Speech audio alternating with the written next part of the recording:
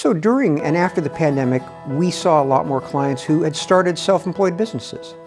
And one of the things that anybody who's self-employed is most concerned about is, am I getting all my deductions? And so we want to help people get their deductions, but there are two that are of great interest to people that have a little bit of danger in them. And the first one is the auto mileage deduction. The IRS requirements to take the auto mileage deduction are very specific in terms of date, time, where you started, where you ended, how many miles, who it was, what the purpose was. And I will tell you that many people who start out with the best of intentions to keep all this information on paper just can't keep up with it.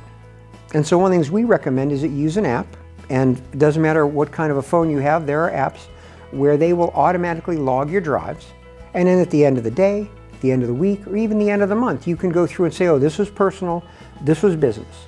It will develop the documentation, and the one missing piece about who you saw is something that is very easy to fill in if needed, because you'll have the address that you went to. And hopefully, if you have the address, you'll know who lives there. The second thing is the home office deduction. This is one I hear a lot of people talk about because they think that this is going to be huge money for them. There's a trap.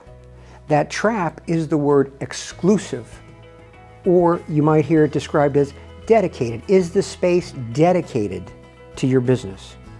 And so a lot of people think, well, dedicated, yeah, 98% of the time, 90% of the time, it's dedicated to business.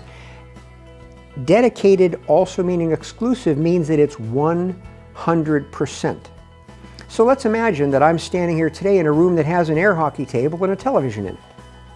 Well, those two things are basically disqualifying because there's not a thing in the world that makes that air hockey table necessary to shooting this video. So I would just urge caution.